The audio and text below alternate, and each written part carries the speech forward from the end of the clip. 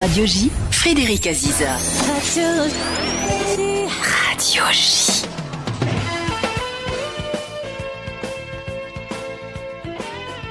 Bonjour et bienvenue au Forum Radio J, dont vous êtes l'invité Robert Ménard. Bonjour. Bonjour. Nommé à Matignon dans un contexte de crise politique, financière et sociale, Michel Barnier entre désormais dans le dur, puisqu'il doit former son équipe gouvernementale dans les tout prochains jours. Alors jusqu'où peut aller sa majorité, même relative? Comment doit-il bien respecter les équilibres? Que doit-il faire des ministres sortants? Et puis avec 47 députés, LR, le parti Les Républicains, peut-il imposer sa politique? Quelles doivent être aussi les priorités de Michel Barnier pour établir les finances publiques, éviter la sanction des marchés et des agences de notation, et puis aussi répondre aux attentes des Français en matière de pouvoir d'achat, de sécurité ou encore d'immigration. Mais pour commencer, Robert Ménard, ce qui a marqué ce week-end, c'est-à-dire cette parade des champions des Jeux Olympiques hier aux Champs-Élysées, qu'est-ce qu'il faut retenir des JO de Paris? Est-ce qu'il y a un héritage des JO? Je l'espère. Je l'espère parce que j'étais comme plein de gens un peu dubitatif, pour pas dire moqueur, suspicieux avant les JO sur le thème. Ça n'a pas marché, il va y avoir des problèmes de sécurité. Enfin, vous savez tout. Et là, vous dites zéro faute? Attendez, ça s'est hyper bien passé. Même hier, c'est sympa. Vous avez vu comme les gens étaient contents, comme si vous voulez un petit peu de rap. Vous savez, il fallait continuer à aller jusqu'au bout. Non, je trouve que c'est bien. Alors, est-ce qu'il va y avoir un héritage? Dans les clubs, moi hier j'étais avec les associations de ma ville, parce que vous savez c'est la période où toutes les associations sont réunies. Alors ça dépendait, des fois ils avaient plus de jeunes qu'ils n'en avaient d'habitude, d'autres non, il n'y avait pas eu trop d'effets, je n'en sais rien sur le plan sportif. Sur le terrain, je dirais de l'ambiance, de la politique au sens général et tout. Je sais pas, je crois qu'on est un pays suffisamment ronchon, grincheux, pour vite oublier qu'on a tous été un peu heureux ensemble. Est-ce que ça veut dire que ça change ou pas l'ambiance de la France? Ah, moi, ça la change chez moi. Non, mais chez les Français. Ah, j'en sais rien, moi, on va voir. Ouais. Mais en même temps, je veux dire, il faut la tolérance. J'entendais, comment il s'appelle, Thomas Joly expliquer que Jeanne d'Arc, c'était la plus grande travestie, ou une des plus grandes travesties de... Donc le metteur en scène de la cérémonie de l'histoire de France. Est-ce qu'il est obligé de dire quelque chose dont il sait que ça va choquer une partie des Français? Même lui, alors que je trouve, j'ai envie de l'applaudir tant je trouve que ça a été formidable. Tu sais, on se reprend, il faut absolument blesser l'autre. Et si on arrêtait juste de blesser les gens volontairement, si c'était ça l'héritage, ce serait déjà pas si mal. Alors l'actualité, Robert Ménard, c'est l'arrivée de Michel Barnier à Matignon qui a débuté son mandat de Premier ministre en disant qu'il n'était pas là pour faire de l'esbrouf. Alors ce serait quoi faire de l'esbrouf, et qu'est-ce que ce serait de ne pas en faire? L'esbrouf, c'est faire des promesses dont tu sais que tu les tiens pas. Ouais. Et je veux dire, on a eu la vérité, c'est un enjeu majeur. Ben oui, dire aux gens. Alors, on va pas annoncer des pleurs et des larmes, c'est pas ça. Mais dire qu'il y a un certain nombre de choses qu'on peut pas faire. Aujourd'hui, raconter qu'on va ramener la retraite à 60 ans, vous avez même vu... On va en reparler, ouais. Vous avez même vu, en Italie, ils disent le contraire. Raconter qu'on va faire le SMIC à 1 600 €, tout le monde sait que c'est pas vrai. Moi, quand j'entends un certain nombre de gens à gauche expliquer on va augmenter de 10% les fonctionnaires, je les paie avec quoi, moi? Alors, on va prendre les choses dans l'ordre. D'abord, le déficit. 5,6% cette année, ce qui est colossal. D'abord, comment en est-on arrivé là? Est-ce que c'est le bilan des années Macron, ou est-ce que c'est l'accumulation de 40 ans de dérives budgétaires et peut-être aussi de mauvaises décisions? Les deux. Ouais. C'est à la fois une habitude, une maladie française. On est biberonné à l'augmentation des impôts et la dette. Même les collectivités locales, ils sont... Pareil. Parce qu'elles en profitent. Mais il faut faire attention. Vous êtes maire de Béziers. Bien sûr, je suis maire de Béziers. Je sais à quel point c'est difficile. Et souvent avec de bonnes raisons. On a envie d'investir, d'aider. On a envie d'aider les plus pauvres, d'augmenter les gens. Et la tentation, c'est d'augmenter les impôts. Alors c'est plus difficile pour une collectivité parce que les gens à qui vous imposez des impôts nouveaux, vous voulez payer en descendant en bas de chez vous et ils vous gueulent dessus. Et ils votent ou pas pour vous après. Et oui, c'est sanction mais oui, c'est plus facile. Mais oui, et en plus, alors c'est vrai, attendez, il faut quand même dire qu'il y a eu une période difficile avec le Covid et que ça a coûté. Mais quoi, ça a coûté 140, 150 milliards de déficit. On est à 1000 milliards. Alors moi, j'entends aujourd'hui Monsieur le maire dire oui, on arrête, il faut être sérieux et tout ça. Mais il le dit un petit peu. Il a donné des leçons justement à ses successeurs. Attendez, quand il part, la classe politique, elle est formidable. elle découvre ce qu'il faut faire quand on est dans l'opposition et elle t'explique ce qu'il fallait faire quand ils quittent leur poste. Enfin, c'est un tout petit peu facile. Et je dis ça... Le bilan de Bruno Le Maire, c'était un échec ? Non, c'est pas vrai. Non, j'essaye d'être mesuré. Question, Après ce que je viens de vous dire sur il faut pas dire n'importe quelle connerie et taper sur tout le monde. Non, parce que en termes, je sais pas, de capacité à attirer des investisseurs étrangers, c'est pas rien. En termes de chômage, c'est pas rien. Regardez, on parle plus de chômage aux dernières législatives. Qui a parlé de chômage ? Donc il a des succès et il a des échecs. C'est comme toujours, c'est mesurer les choses. Il y a du pour et du contre. Arrêtons de tout peindre en noir et blanc. Ça n'existe pas. Il y a du pour et du contre. Est-ce que la France est en état de préfaillite ? Et puis il y a la dette publique. Ça a conduit à parler de la dette publique. Est-ce que c'est un thème de gauche ou un thème de droite ? Écoutez, je ne sais pas si c'est un thème de gauche ou un thème de droite. Je sais que la démagogie dans ce domaine, elle est sans limite. C'est-à-dire ? Je vous prends un exemple. On vous dit qu'il faut diminuer le nombre de fonctionnaires. Tout le monde est d'accord. Enfin, surtout à droite en plus. Ils sont à droite. Et quand tu dis aux gens, mais alors, où ? Alors, attendez, on ne va pas toucher évidemment à la santé, on ne va pas toucher à l'école, on ne va pas toucher à la police, on ne va pas toucher à ceci. Donc on ne touche à rien. Et où on touche ? Où on les enlève ? Résultat des courses, chaque fois que tu enlèves un fonctionnaire, tu as un tollé. On est dans ce Et on vous dit délit-là. aussi qu'il y a trop de fonctionnaires au niveau des collectivités locales et territoriales. Mais attendez, c'est pas forcément faux. Non, mais moi je vais vous dire quelque chose. Comme maire, je suis un des rares à le dire, je suis contre le statut du fonctionnaire.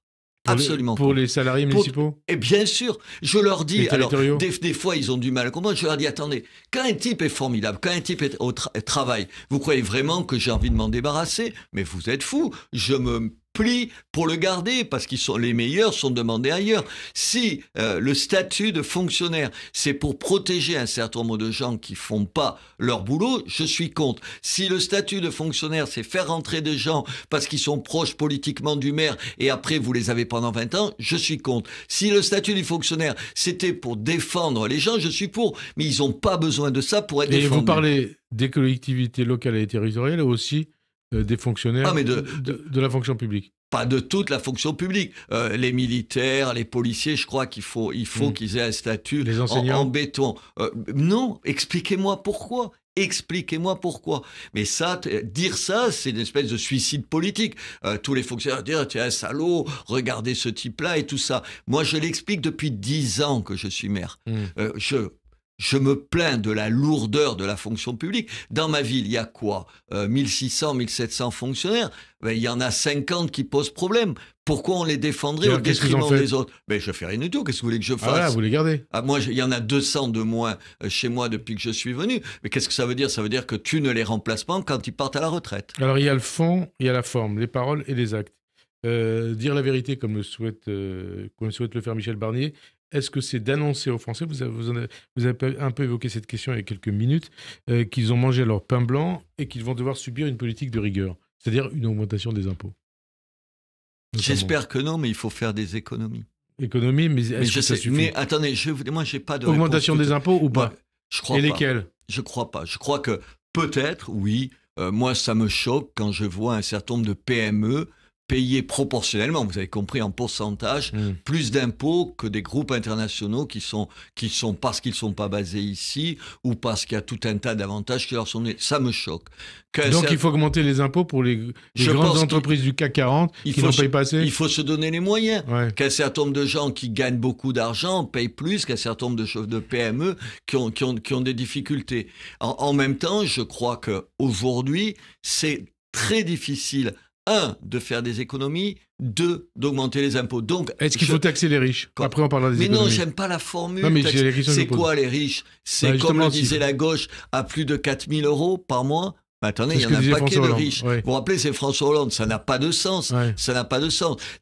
Taxer les super riches, oui. Mais encore... Et c'est quoi un super riche? Oui, attends, je sais pas. Honnêtement, j'en sais rien. Mais en même temps, je fais attention à ce que je dis. Il y a la question de l'ISF. Hein, oui, il y a absolument. Non, mais il y a surtout... De la flat tax. Oui, mais attendez, il y a surtout... Est-ce que le résultat, c'est de faire fuir un certain nombre de gens à l'extérieur de la France? Vous avez envie, vous? Parce que tout à l'heure, je vous disais que parmi les succès du gouvernement et de monsieur le maire, c'était d'avoir attiré tout un tas d'entreprises en France. Est-ce que si tu taxes ces patrons-là, ils vont pas se tirer de France? C'est pour ça que je dis qu'il n'y a pas de réponse. Est-ce que la réponse est dans votre question? Ouais. Mais je crains qu'en partie, elle le soit. Alors, les économies, quelles sont les dépenses inefficaces Cela pourrait représenter, selon vous, combien de milliards d'économies? Je n'en sais rien. Je ne vous répondrai pas à cette question parce que je n'en suis Dépenses incapable. inefficaces, il y en a ou pas? Non, mais attendez, je suis incapable. Je pense qu'il y a une lourdeur en France qui coûte de l'argent et qui nous complique la vie. Lourdeur administrative, vous voulez Attendez, mais quand je vois ce qu'on m'impose dans un certain nombre de cas, mais je tombe à la renverse. Je vous voulez que je vous donne un exemple de folie? J'ai demandé à ce qu'on puisse utiliser les eaux usées, vous savez qu'ils sont traitées et tout. On les utilise aujourd'hui pour arroser les plantes vertes, plutôt que les jeter dans l'Orbe, le fleuve local. J'ai demandé qu'on les utilise pour nettoyer les rues. Enfin, ça semble Alors, évident. vous avez répondu quoi? Ah, on m'a dit, ben oui, il n'y a pas de problème. Il faut un rayon de 200 mètres autour de l'endroit. Comme ça, les gens ne doivent pas marcher. Pendant 30 mètres, le type doit être entouré de personnes quand il arrose avec ça. Et il faut mesurer au jour le jour, heure par heure, minute par minute, la force du vent pour voir si ça pose pas de problème. C'est impossible et ça coûte très cher. Mais enfin, c'est une folie, c'est une connerie à l'état pur. Et alors, vous faites quoi? Mais heureusement, j'ai un préfet qui m'a dit « Ne vous emmerdez pas, tout ça. Il faut que j'arrose, mais pas à 60 cm des immeubles, parce qu'au-delà, ça met en danger qui, quoi, comment. » Ouais, c'est totalement ubuesque. Mais c'est ubuesque. Et je vous donne cet exemple parce que c'est le dernier que j'ai en tête et parce qu'une fois de plus, j'ai un préfet qui fait son boulot et qui est moins cinglé que sa propre administration. Mais attendez, mais je peux vous en donner 50 exemples comme ça. On va s'arrêter là. Et ça, à mon niveau. Pour la France, c'est exactement pareil. Les dépenses, on reparle des collectivités locales et territoriales. Est-ce qu'elles doivent participer à l'effort national en matière d'économie et comment? Oui, et en même temps. Alors, vous allez me dire que je vais faire... On parle de 15 milliards d'économies à faire sur les collectivités locales. Le premier investisseur public dans ma ville et dans le coin de mon département, c'est qui? C'est la ville et l'agglomération. Quand vous représentez chez moi 5 ans, au moins 50 milliards chacun, 50 millions chacun, 100 millions pour les entreprises locales chaque année d'investissement, vous leur dites quoi?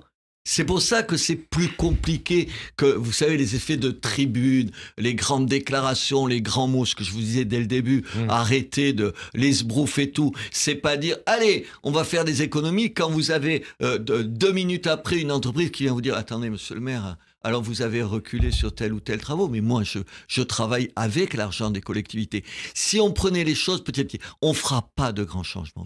Il faut arrêter de dire, il y a une espèce de révolution à faire à droite, une révolution libérale à gauche, je sais pas quoi. Non, on changera des petites choses. Moi, ce que j'attends, et peut-être que monsieur Barnier, peut-être qu'il a ce profil-là, dire, on arrête de vous raconter des crânes. Profil de quoi? De rassembleur? De rassembleur et de type pragmatique qui dit on va pas tout changer, mais sur quelques domaines, on va un petit peu améliorer la vie des gens. Un petit peu. Pas leur dire la vie sera belle demain parce que c'est pas vrai, mais un petit peu. Améliorer un petit peu la vie des gens. Est-ce que c'est de faire un petit pas sur la réforme des retraites et puis sans ce contexte, c'est-à-dire Michel Barnier a tendu la main sur les retraites en disant qu'il pouvait peut-être l'améliorer. Et dans ce contexte de déficit abyssal, est-ce que l'abrogation de la réforme des retraites est possible? Mais attendez, c'est une folie à l'état pur. Qu'est-ce qui est une folie à l'état pur? D'abroger. Moi, cette retraite, honnêtement, cette réforme des retraites, je pense qu'il fallait peut-être pas la prendre par d'autres bouts, peut-être voir s'il ne faudrait pas que les gens cotisent eux-mêmes, comme les fonctionnaires le font, pour avoir des retraites à la fin et tout. Peut-être il faut... Mais enfin, c'est mieux que ce qu'il y avait avant. Alors, on précise les choses. À l'occasion de sa niche parlementaire du 31 octobre, le Rassemblement national va défendre une proposition de loi visant justement à abroger la réforme des retraites. Est-ce que ça va dans le bon sens? Est-ce que ça va dans le sens de l'histoire? Attendez, vous avez vu en Italie, Madame Meloni, elle est quand même plutôt proche de Marine Le Pen, même si elle ne s'embrasse pas sur la bouche, si j'ose dire, tous les matins en se voyant. Mais c'est des femmes qui sont un peu proches, qui disaient, vous avez vu ce qu'ils ont proposé? À quoi ils réfléchissent en Italie? À la retraite pour les fonctionnaires qui pourraient la prendre jusqu'à 70 ans. C'est pas obligatoire. Ça serait du volontariat. Mais attendez. Mais le chiffre de 70 ans, l'âge de 70 ans a été évoqué. Et dans les autres pays européens, c'est 67. Attendez, ça veut dire quoi? Ça veut dire que la France, elle est différente des autres.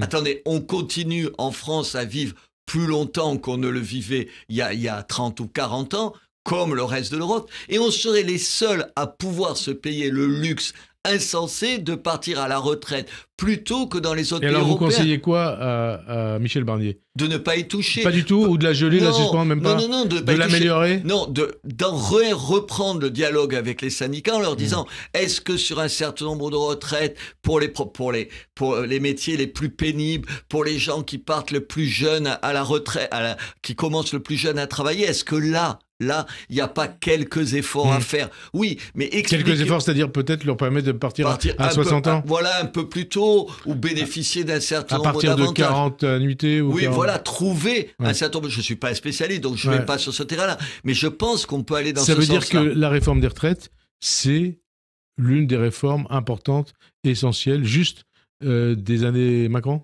Bien sûr. Hein? Attendez, bien sûr quoi? Bien sûr que oui. Bien sûr que oui quoi?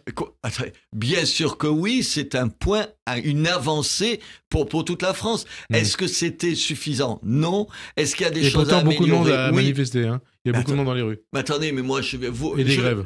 Pardon, mais il faut arrêter de dire des bêtises. Si moi je demande dans la rue, à Béziers, mais écoutez, on va augmenter tout le monde à 2000 € par mois pour le SMIC. Vous connaissez quelqu'un qui va dire, ah non, c'est pas raisonnable. Bien sûr que tout le monde dit ça, mais enfin, les hommes politiques, à un moment donné, ils peuvent prendre la mesure des choses, des comptes, et dire, non, toi, si tu gagnes ça, tu t'achètes pas une Mercedes quand tu peux s'acheter simplement une Clio. Donc ça veut dire que le RN a tort de défendre cette proposition de loi abrogeant la réforme des retraites. Il a absolument tort. Et c'est absolument tort, et c'est au-delà d'avoir tort? Il a plus que tort, et c'est en ça que Marine Le Pen a pas fait sa révolution. C'est-à-dire qu'elle a changé sur un certain nombre d'autres terrains où aujourd'hui, même sur l'immigration, elle dit des choses moins allumées qu'elle les disait. Mais sur la réforme des retraites, mais sur le terrain social, c'est pas possible. Mais c'est pas possible. Alors, on dit Marine Le Pen, en fait, elle est gauchiste au niveau social, c'est vrai? Sur ce terrain, de temps en temps, je regarde à la loupe les différences entre le programme social du Rassemblement national et de la France insoumise, et honnêtement, je trouve pas la différence. C'est blanc, bonnet, bonnet, blanc. Mais oui, mais blanc, bonnet, bonnet, blanc. C'est blanc, bonnet et bonnet blanc, et c'est surtout, je ne suis pas à l'exécutif. Tant que tu es dans l'opposition, tu peux dire n'importe quoi. C'est pour ça que je souhaiterais que Marine Le Pen, elle arrive au pouvoir d'une manière ou d'une autre. On va en parler.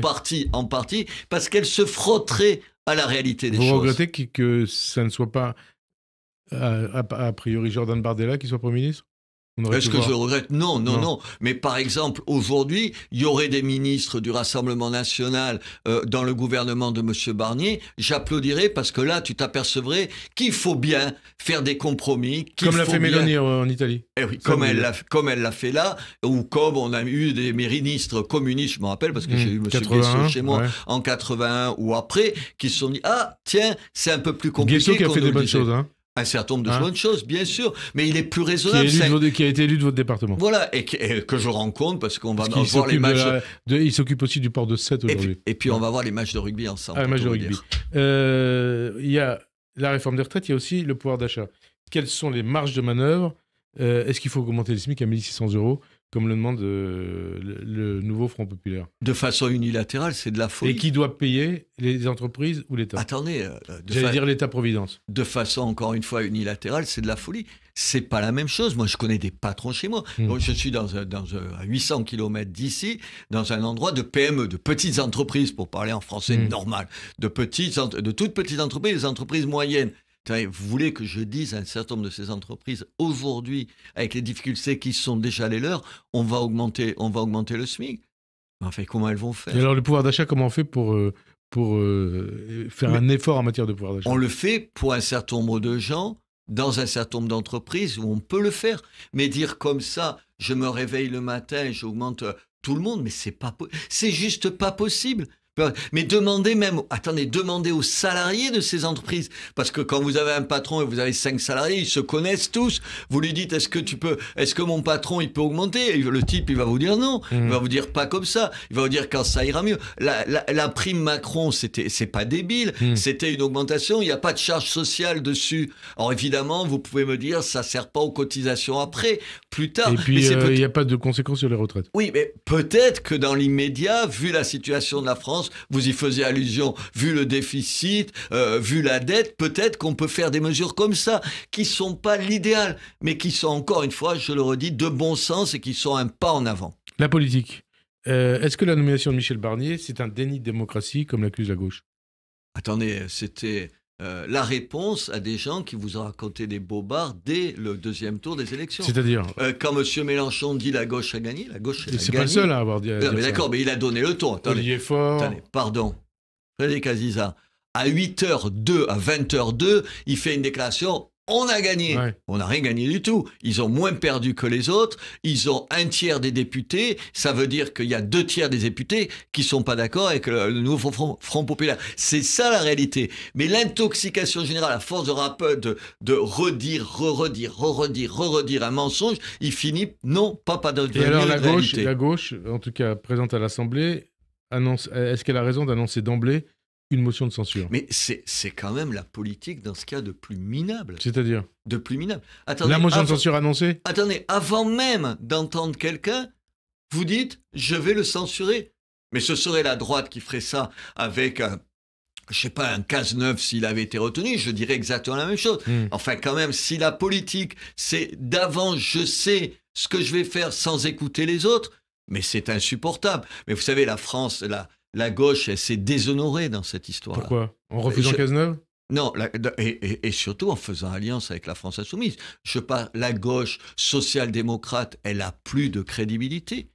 Elle a, pour sauver quelques postes, fait alliance avec la France insoumise et se faire élire. Et aujourd'hui, elle est capable de se trouver côte à côte derrière des gens qui tiennent des propos inadmissibles parce qu'elle se dit, cette gauche morale et qui nous fait la morale depuis des dizaines d'années, elle se dit demain... Vous venez de la gauche, hein? Oui, même de l'extrême gauche. Non, je parle de la gauche. Oui, non, mais pas l'extrême gauche. La gauche socialiste et tout ça, qui vous disent, oui, on n'aime pas la France insoumise et tout ça. Enfin, ils ont fait alliance avec eux il y a 2 mois et aujourd'hui, j'attends de voir combien qui prendront réellement leur distance ou qui oseront se retrouver dans un gouvernement de Monsieur le Maire parce qu'ils vont se dire, ouh, mais attention, il y a des élections dans un an. De Monsieur Barnier, vous voulez dire. De Monsieur Barnier, pardon. Et on aura dans un an besoin de nouveau de la France insoumise. Vous verrez la lâcheté, le déshonneur de cette gauche social-démocrate. Parce que là, vous faites allusion à ce qu'a dit Marine Le Pen hier. Le week-end dernier, elle avait affirmé que son souhait n'était pas de susciter un blocage, mais que ce gouvernement sera évidemment sur surveillance. Et hier, elle a appelé à une nouvelle dissolution dès l'an prochain.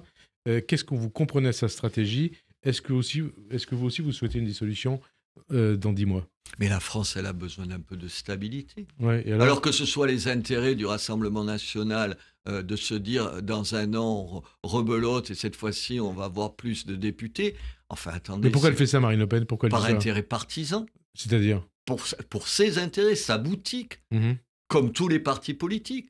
On a et c'est une bonne stratégie ou une mauvaise stratégie? Mais je m'en fiche. Pour elle et pour la France? Pour elle, je m'en contrefiche. Et pour la France, c'est une mauvaise solution. On a besoin aujourd'hui de gens qui s'oublient et qui se disent qu'est-ce qui est bon pour ce pays? Qu'est-ce qui est bon pour ce pays? Est-ce que c'est juste de dire que Marine Le Pen est au centre du jeu et que l'avenir de Michel Barnier est entre ses mains? Mais bien sûr. Bien sûr qu'elle peut demain décider de la fin du gouvernement de Michel Barnier.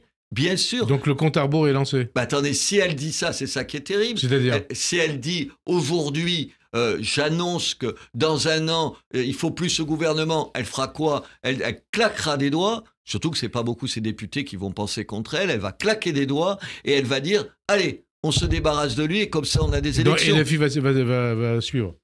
Ils ont tous intérêt. Ils ont les uns et les autres les mêmes intérêts. Lesquels? Les intérêts que ce gouvernement ne dure pas plus d'1 an et qu'il y ait une espèce de revanche les uns et les autres dans un an en espérant l'un et l'autre, la France insoumise et la reine, de gagner les élections cette fois-ci de façon plus importante. LFI RN, le parti des revanchards? Mais ils sont exactement aujourd'hui dans la même situation. On a intérêt l'un et l'autre à ce que tout ça ne dure pas. Et moi, je dis et je répète, la France a intérêt à ce que M. Barnier gagne. Pas pour M. Barnier, je m'en fiche, c'est pas mon affaire. Pour mon pays, est-ce qu'aujourd'hui on va se retrouver dans une situation encore plus déficitaire? Est-ce que Bruxelles, qui dénonce déjà un déficit excessif, peut nous mettre le couteau sous la gorge et nous dire maintenant ça suffit? Mais il faut éviter ça à tout prix. C'est pour ça que j'espère que demain, il y aura demain, par exemple, des élus ou des élus du Rassemblement national comme ministre. Enfin, vous savez qu'il n'y en aura pas. Mais attendez, quand j'entends elle dire non et quand j'entends du côté de M. Barnier tout sauf le RN, ils ont tort l'un et l'autre sur ce terrain-là. Votre nom est cité pour éventuellement entrer au gouvernement. Est-ce que vous le souhaitez? Attendez. Est-ce que vous le souhaitez? Non, moi, personne... Non, vous ne souhaitez pas? Attendez, je peux répondre? Oui. Personne ne m'a appelé. Et si on vous appelait? Et si on m'a appelé, ça dépend pourquoi faire, avec qui. Ouais. Pourquoi faire avec qui? Je n'ai jamais dit non. Attendez, je ne peux pas aujourd'hui vous dire, il ne faut pas dire non sans savoir, et moi dire, ah c'est non par principe. Il n'y a pas de principe dans ce domaine-là. Monsieur Barnier, c'est pas un mauvais homme. Monsieur Barnier, c'est pas un déshonneur. Monsieur Barnier, c'est pas une honte. C'est quelqu'un de respectable. Écoutez, je vais vous dire une bêtise qui va vous faire sourire, j'espère. Il est poli. Il est poli. C'est rare en politique aujourd'hui. Attendez, vous vous rappelez l'Assemblée nationale qu'on a vécue pendant 2 ans, ça vous change pas un peu la musique? Attal aussi, il était poli. Elisabeth Borne aussi, elle était polie. Oui, mais Édouard Philippe aussi, il était poli. Mais attendez, mais moi... là, vous parlez des partis à l'intérieur de l'Assemblée. Non, ce que je veux dire, c'est que M. Barnier, il est respectable, il parle aux gens poliment, il est pro-européen, ce que je suis jusqu'au bout des ongles, et ce qu'il dit, ce qu'il a dit par exemple sur l'immigration, vous vous rappelez quand il était candidat pour l'investiture des Républicains, j'ai trouvé que c'était plein de bon sens. Donc vous pourriez être son ministre? Écoutez, s'il me le demande, je regarderai ce qu'il en est. Ah, vous direz oui. Je suis sûr que vous direz oui. Enfin, vous êtes oui, regardez, vous souriez. Non, je suis sûr que vous direz oui. Mais attendez, vous pouvez me reposer 4 fois la question. Si, Frédéric on vous appelle d'ici la fin de la semaine. Ouais. J'attends de voir, 1, qu'on m'appelle, ce qui n'a jamais été fait. 2, qu'on me propose quelque chose qui ne serve pas mes intérêts, qui serve les intérêts de mon pays. C'est-à-dire quel secteur peut vous intéresser?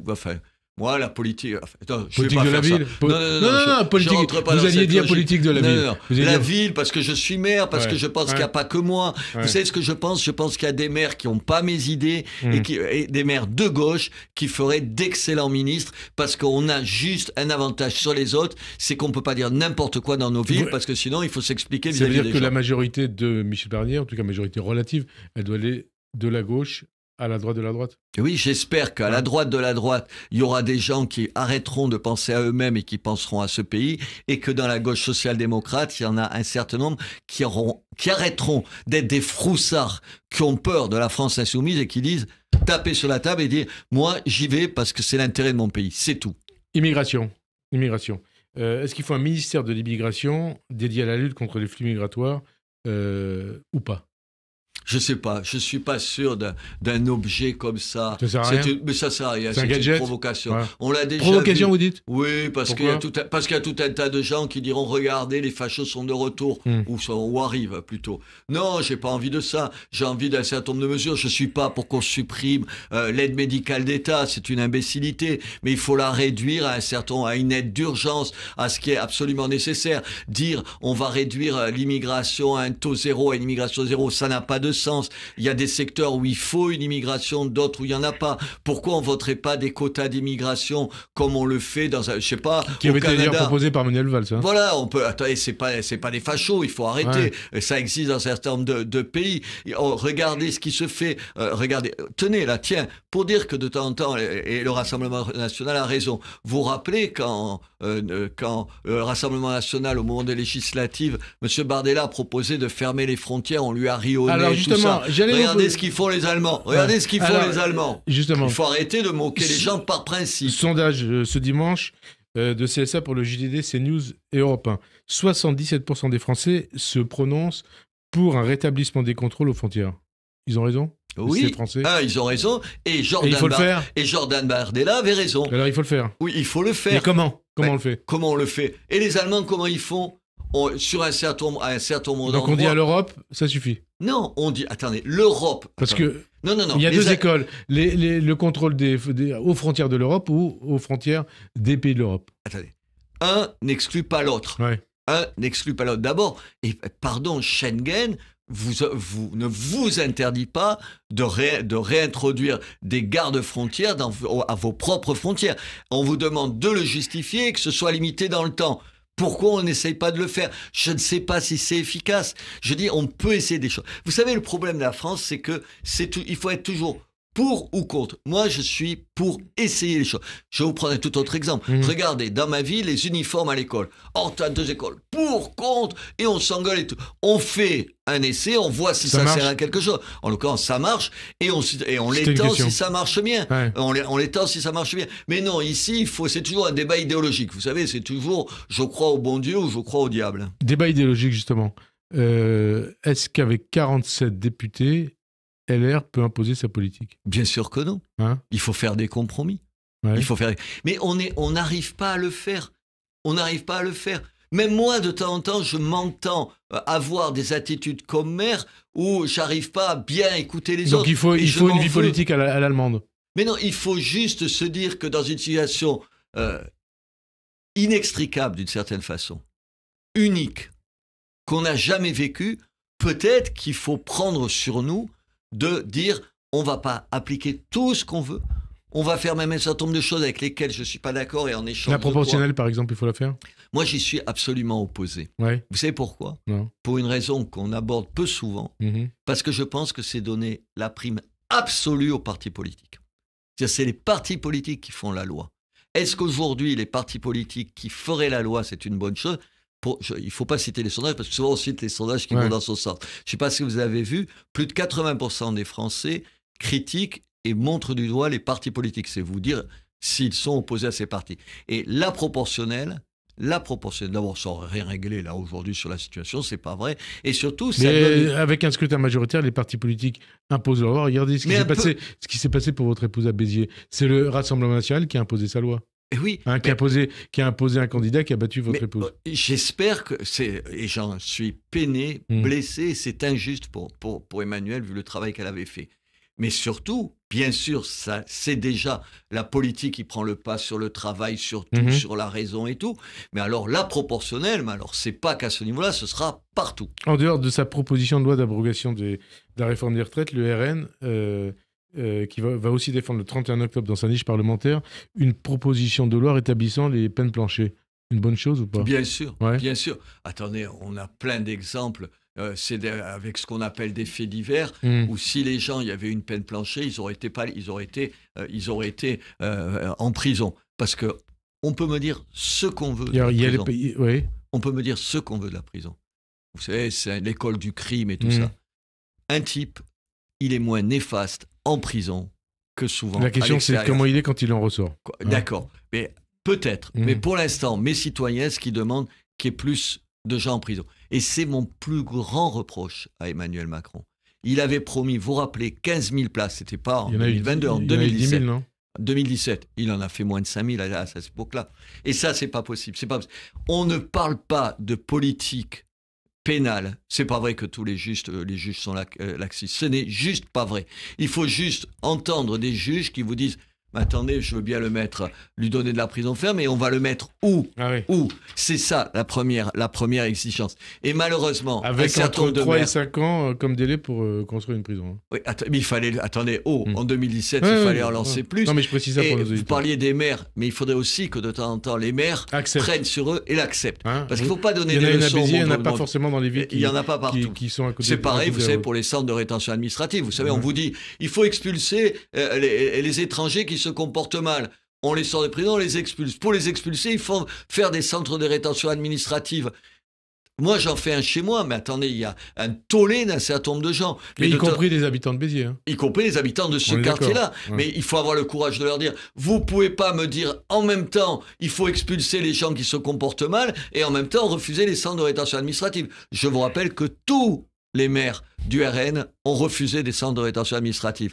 On ne peut pas dire une chose et son contraire. RN, LFI, vous parliez de LFI tout à l'heure, le bureau de l'Assemblée nationale va examiner mardi la demande de destitution du président Emmanuel Macron, une procédure engagée par 72 députés LFI et une dizaine d'autres élus rattachés au groupe écologiste et communiste. Qu'est-ce que ça vous inspire? Est-ce que LFI, qui est à l'origine de cette demande de destitution, est devenu un parti factieux et séditieux? il fait un coup politique minable, parce que tout le monde sait, y compris eux, que c'est aujourd'hui impossible. Le président de la République ne sera pas destitué. Évidemment pas, ils le savent. Mais ils occupent le devant de la scène, ils font parler d'eux, ils font passer une petite musique. Mais c'est la loi de la démocratie ou ça fait de LFI un parti séditieux? Non, attendez, ça fait... Ils sont un parti que, si je vous fais la liste des qualificatifs que je donnerai à la France Insoumise, elle est longue comme un bras. Non, c'est pas un parti séditieux, c'est un parti démagogique, populiste au mauvais sens du terme, qui fait de la politique de façon la plus minable qui soit, et qui dessert les intérêts de ce pays. Et vous dites pas, je suppose comme Jean-Luc Mélenchon, qu'Emmanuel Macron est un usurpateur. Usurpateur de quoi? C'est la question que je vous pose. Attends, il faut peser ses mots. En plus, on ne peut pas lui pardonner. À M. Mélenchon, il a un certain nombre de députés qui sont des allumés, qui ne savent pas trop de quoi les mots qu'il emploie, mais lui, il le sait. Usurpateur, il se croit où? Il est devenu le Robespierre français, mais c'est une douce plaisanterie. Mélenchon, chez Mélenchon, on voit cette haine à l'égard d'Emmanuel Macron. Est-ce que ça vous choque? Est-ce que c'est d'ordre politique ou est-ce que c'est d'ordre psychiatrique? Non, je ne veux pas employer des mots que je regretterais que quelqu'un d'autre emploie. Non, je pense que c'est d'une bassesse. C'est c'est une fausse sceptique de la politique. Qu'est-ce qui est une fausse sceptique de la politique? Ces propos-là. Voilà. C'est pas Mélenchon la fausse sceptique. Non, bien entendu. Dans son nouveau livre, Itinéraire, Ma France en entier, pas à moitié, et mercredi sur BFM, le député ex-LFI François Ruffin accuse la France Insoumise d'avoir mené une campagne au faciès aux législatives de 2022 et raconte comment le tractage était basé sur le profil ethnique des électeurs en privilégiant les Noirs et les Arabes. Ces accusations graves de Ruffin contre Mélenchon, son parti, qu'est-ce qu'elles vous inspirent? Qu'est-ce que vous en pensez? Je vais vous dire ce que je pense. Je pense que c'est pas ce que j'ai retenu, moi, des déclarations de M. Ruffin, les pires. Juste, pardon de prendre à la main pour pas écorcher, il cite M. Mélenchon, qui dit, je vais vous le dire, en parlant des électeurs d'Hénin-Beaumont, vous voyez, la terre de Marine Le Pen, on ne comprenait pas ce qu'il disait. Il transpirait de l'alcool dès le matin. Il sentait mauvais. Là, c'est Mélenchon qui parle des électeurs presque tous obèses. Imaginez une seconde, parce que là, votre question, elle est sur le terrain politique. Là, on n'est pas sur le terrain politique. Sur le terrain humain. C'est dégueulasse. C'est dégueulasse. Imaginez qu'un député, même de base du Rassemblement national, ait dit ça, parce qu'il était candidat à l'élection à Hénin-Beaumont. Qu'est-ce que vous en diriez? Qu'est-ce que la presse en dirait? Il parlait de sa campagne contre Marine Le Pen. Mais vous vous rendez compte le mépris? Mais c'est quoi? C'est un mépris de classe? Mais bien sûr, bien sûr. Il y a le Mélenchon du peuple de gauche, comme s'il y avait un peuple de gauche. Il y a un peuple tout court, Monsieur Mélenchon. Et il y a la réalité. Dire ça, et j'ai aucune raison de penser que M. Ruffin... Et sur le reste, Ruffin, campagne au faciès? Enfin, attendez, je le vois chez moi. C'est-à-dire chez moi, les candidats, la candidate, la suppléante de la candidate aux dernières législatives contre Emmanuel, mon épouse, dont vous parliez tout à l'heure, elle portait un kéfier. Qu'est-ce que ça veut dire? Ça veut dire qu'on va dans les quartiers où il y a tout un tas de gens qui sont maghrébins. Évidemment, dans ma ville, il y a beaucoup d'immigration issue du Maghreb, et on les méprise assez pour penser que le port du kéfier, ça suffit à vous gagner des voix. Le sous-titre de tout ça, c'est « Ah, ils doivent pas aimer les Juifs, alors si je dis ça, je vais gagner leur voix. » Mais vous imaginez ce que ça veut dire? Et ces gens-là, ils viennent me faire une leçon de morale.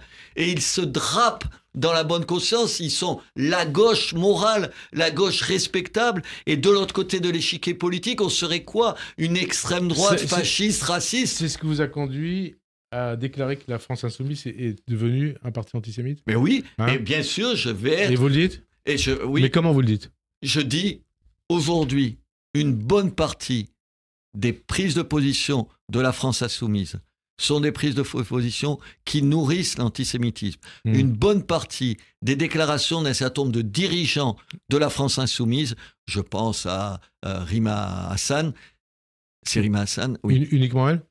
Je pense à elle, non, comment il s'appelle, Delogu, enfin il y en a un certain nombre. D'autres sont des propos qui frisent l'antisémitisme. Qui frisent ou qui sont antisémites? Qui le nourrissent. Qui mettent les juifs en danger? Bien sûr, qui mettent les juifs en danger. Et qui, si vous les traduisez, vous faites un sous-titre comme dans un film, ça veut dire évidemment, aujourd'hui, je suis prêt à dire n'importe quoi pour séduire un électorat dont je pense que l'antisémitisme existe. Et c'est vrai qu'il existe dans une bonne partie, aujourd'hui, malheureusement, de l'électorat musulman. Une bonne partie. Et vous êtes renvoyé le 4 octobre devant le tribunal correctionnel pour avoir dit ça, justement, que la France insoumise est devenue antisémite. Voilà, et on se défendra. Vous attendez de ce procès? J'attends de le gagner, de donner me donner la possibilité, et à celle de William Goldnadel, puisqu'il sera mon avocat, de dire ce qu'on pense des déclarations depuis des mois et des mois de la France insoumise. Je reviens sur Ruffin. Et il a d'ailleurs été, après ses propos, il était à la fête de l'UMA hier, il a été hué et même traité de fasciste. Vous imaginez. Moi, j'ai des désaccords avec M. Ruffin. Je pense que sur l'immigration, il n'a pas le début d'un courage. Mais... Sur l'insécurité, il n'a pas le début d'un réalisme. Pour quelqu'un qui veut séduire la classe ouvrière, il faudrait mieux de s'intéresser à ces deux questions. Et donc son accueil à la fête de l'UMA? Enfin, attendez. Ils sont habitués de ça. Je lisais des interventions des gens qui s'adressaient, des députés de la France insoumise qui s'adressaient à M. Ruffin. Vous savez, ça, je suis assez vieux pour me souvenir. Vous savez, de la rhétorique stalinienne. Camarade, tu nous as trahis. Camarade, tu es passé de l'autre côté de la morale. Camarade, tu nous le paieras. Camarade, il faudrait presque dire, camarade, tu es un salaud, et comme ça, tout irait bien. C'est plus ou moins ce qui a été dit. Qu'est-ce qui peut faire le plus de mal à la France et aux Français? C'est quoi? Ce qu'Orbert Badinter appelait la lepénisation des esprits ou la mélenchonisation des esprits? Mais attendez, aujourd'hui, le danger, c'est pas le Rassemblement national. C'est quoi? Le danger, c'est la France insoumise. C'est-à-dire quel type de danger? Quel danger? Mais surtout, sur leurs propos, sur leur prise de position internationale. Vous imaginez la France insoumise le 7 octobre en France, au pouvoir? Mais qu'est-ce qu'on aurait fait? Qu'est-ce qui se serait passé? Mais je sais pas. Est-ce qu'on aurait défendu Israël? Non. Est-ce qu'on aurait condamné le pogrom? Est-ce qu'on aurait condamné comme l'a fait M. Macron? Attendez, on peut lui reprocher des choses, mais ils l'ont fait, ou notre diplomatie, avec les mots qu'il fallait. Le pogrom, le premier grand pogrom, un rêve d'Holocauste, de la part du Hamas? Bien sûr que non. Sur la politique, ça. Sur l'Ukraine, est-ce que la France insoumise, on peut leur faire confiance? Ils défendent l'Europe ou ils défendent autre chose? Plus dangereux que Mais bien sûr qu'ils sont plus dangereux. Moi, le RN, je les critique, mais ils ont évolué. Et c'est devenu un parti républicain? Bien sûr. C'est un parti républicain. Mais bien sûr. Et LFI, non? Aujourd'hui, non, je dis pas, moi je ne renvoie pas, je ne dis pas ça, mais je dis aujourd'hui faire un front républicain contre le Rassemblement national, mais en fait c'est non seulement honteux, mais c'est être aveugle par rapport à la réalité. Juste, il faut applaudir tous les changements du Rassemblement national qui vont dans le bon sens. Et Marine Le Pen, elle en a fait. Moi, je n'ai pas voté pour le Rassemblement national, mais je me dis, chaque fois qu'ils vont dans le bon sens, chaque fois qu'ils prennent des distances avec ce qu'ils ont été, moi, on devrait applaudir et dire, c'est bien pour la France. Vous faisiez allusion il y a quelques instants aux députés qui entourent, j'allais dire Jean-Marie Le Pen, Jean-Luc Mélenchon.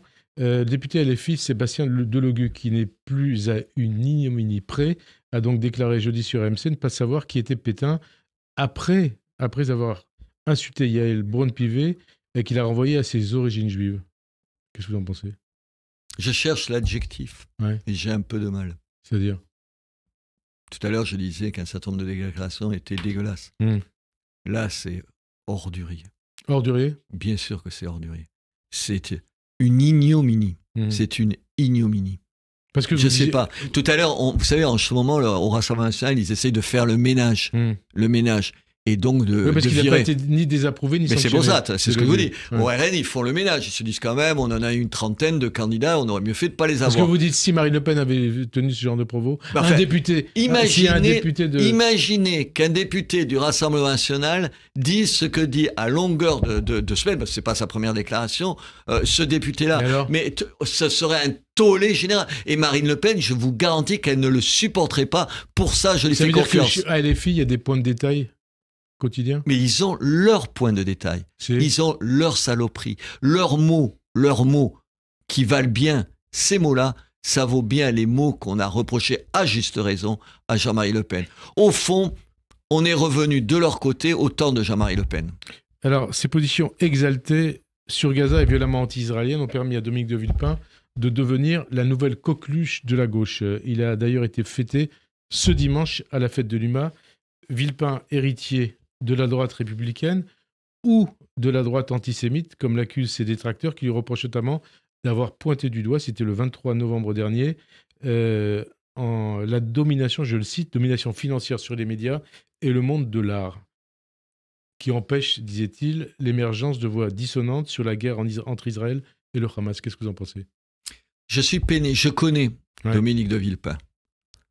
Et j'ai été de ceux... vous l'avez connu dans une précédente vie. Hein. Non, mais j'ai été de ceux, et comme vous, je suppose, qui vibraient à ces déclarations. Vous vous rappelez, au moment de la guerre où les Américains voulaient faire la guerre, on fait la guerre en Irak, et où Jacques Chirac, à juste raison, s'est tenu à distance. 23 ans après. J'ai l'impression qu'il met le même talent, et il en a au service des pires causes. C'est quoi les pires causes ? L'antisémitisme ?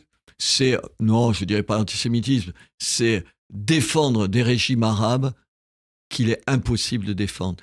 Défendre des points de vue qui sont trop souvent la voix de la rue arabe qu'il est impossible de défendre. Honnêtement, je ne lui ai pas parlé depuis très très longtemps. Il fait ça pour des raisons politiques ou pour d'autres raisons ? Écoutez, il le fait. Plus personnel. Il le fait, je ne me prononce pas là-dessus. On a parlé de ses liens avec le Qatar. Je ne me prononce pas là-dessus.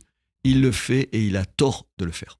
Merci en tout cas Robert Bénard d'avoir répondu à notre invitation. Bonne fin d'après-midi sur Radio J et à dimanche prochain. Merci. Merci de votre invitation.